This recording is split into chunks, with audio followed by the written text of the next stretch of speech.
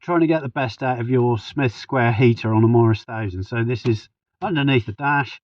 This is the Smith square heater, and here where I'm pointing is the air intake, and in front of this, where these hoses come in from the engine, is the heater matrix.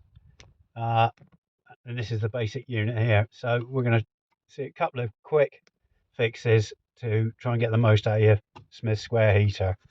So the first things first is you've got to try and clean the matrix out. The easiest way to that is do it from the engine bay side and leave all this alone. So let's go into the engine bay and have a look.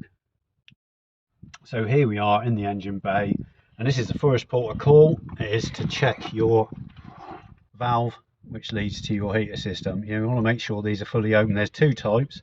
This is the push-pull type, and this is in the open position, or there's a tap, and you'll have to check that. I think it's anti-clockwise is fully undone, clockwise is tight, so make sure it's undone.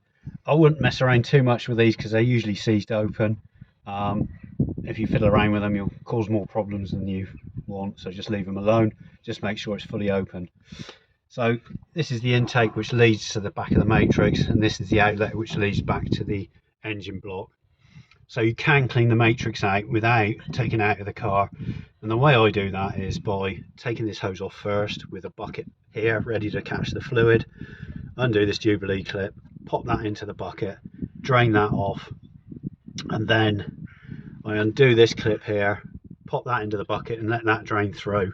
And once they're off into the bucket and draining, I then get my pressure, which is one of these, which you can use as a garden sprayer, but I use it for the cars. So it's literally, I fill that with very, very hot water, no soap products or anything, just clean hot water. And I shove this end into the inlet hose here, shove it in as far as I can get it, put it on, and it will blow out all the rust and dirt from the inside of the heater matrix through this hose down into the bucket. And you keep doing that, emptying the bucket until you get it running clean, and then you reattach the hoses. Check your hoses for splits and wear, so you never know whether they need replacing, and then that's probably the quickest and easiest way to clean out your heater matrix. So the next job after that is to have a look. Do you need to then clean and flush your radiator, because that will also help in getting heat through to the back of the heater matrix.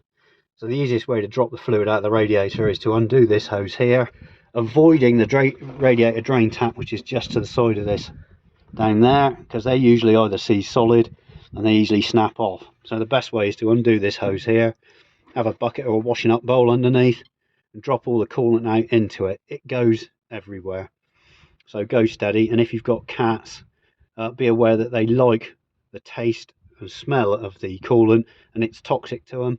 So make sure you get a good clean down afterwards and make sure everything's clean. Once you've drained the rads, fill it up with hot water, run the engine until it's circulating, and you make sure it's circulating through.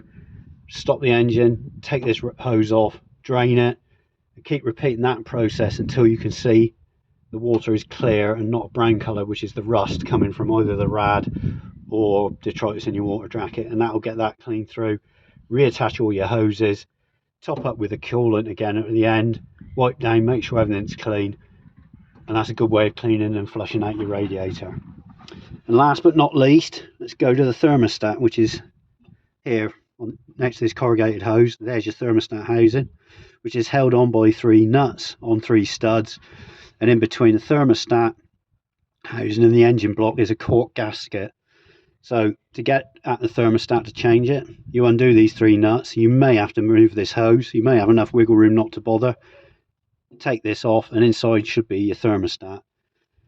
The normal standard thermostat temperature is 82, but if you want it hotter, which is in the winter, you can change it to an 88, and that will give you a much hotter water flow through to the back of the matrix, and then obviously the hot air coming through the air intake into your cab will be much warmer. So there may be an issue with getting this thermostat housing off. It can be tricky, but they do come off eventually. So get yourself an 88 thermostat, pop it in there,